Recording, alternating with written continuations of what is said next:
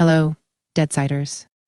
Since the start of the new year, our developers here at Bad Pixel have been quietly working and preparing, with the hopes of making 2024 the best year for Deadside so far. In order to make this a reality, many of our developers are focused on very time-consuming, large-scale features. This means our post today might not have as much teaser content compared to previous work-in-progress posts. However, we still have some very big news to talk about. So let's begin. Sleeping bags. While we have already put some teasers out on sleeping bags, we thought it would make sense to take the time and talk more in detail about how this feature might function. It's no secret now that this feature has the potential to radically change how respawns work in Deadside, so we have lots to talk about. Before we begin though, please remember that this is still a work-in-progress feature. Anything and everything about sleeping bags is subject to change. With that cleared up, let's talk about this feature. The sleeping bags are actually quite simple on their own. They can be crafted with rags and placed in most areas around the world. Once placed, these sleeping bags will allow you to respawn on them. Once you respawn on a sleeping bag, that specific bag, and any other sleeping bags within a certain radius, will have a cooldown timer.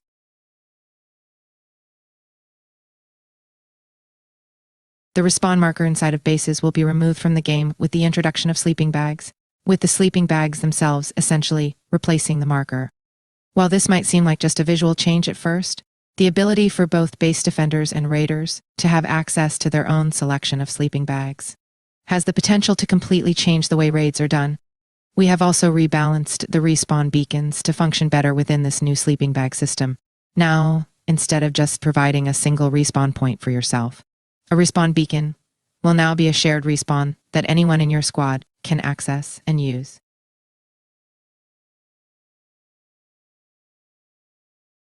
Ground vehicles. As you may know, the Bad Pixel team has been working on ground transport intermittently for a very long time.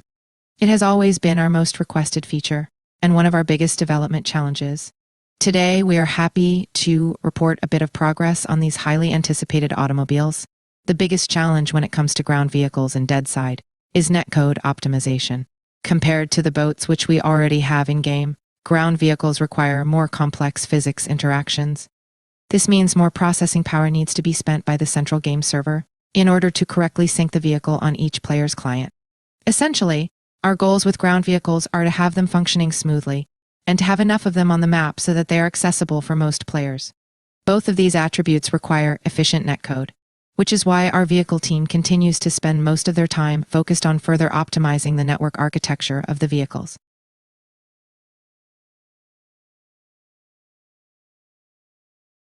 Essentially, our goals with ground vehicles are to have them functioning smoothly and to have enough of them on the map so that they are accessible for most players. Both of these attributes require efficient netcode, which is why our vehicle team continues to spend most of their time focused on further optimizing the network architecture of the vehicles. So far this year, we have already had some promising internal tests of ground vehicles running on test servers. That being said, the vehicles are still very much a work in progress and far from any sort of release. But if development continues to run smoothly, that might start to change. However, a system this complex could seem like it's functioning great in one moment, only to have a critical error hidden away that requires potentially months more development time to be spent.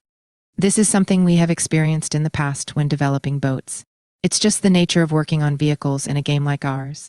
With this in mind, it wouldn't be responsible for us to give you a time frame for the release of ground vehicles. In any case, we will keep you updated on progress. Now, we understand you may have read ground vehicles in the title, and we're hoping for maybe more exciting news than what we have presented so far. But don't worry, we wouldn't leave you completely empty-handed.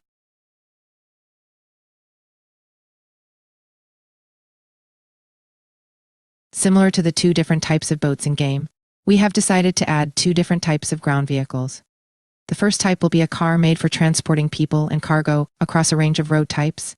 Nothing too out of the ordinary there, especially if you have seen our old car teasers.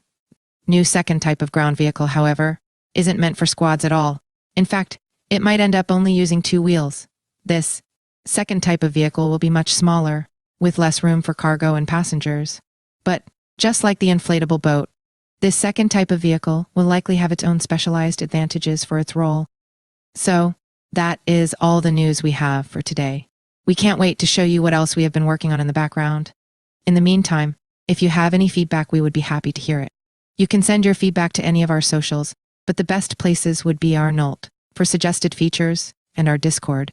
If you would like to have more in-depth conversations with our community or community managers. Thanks for reading. Stay tuned. Bad Pixel.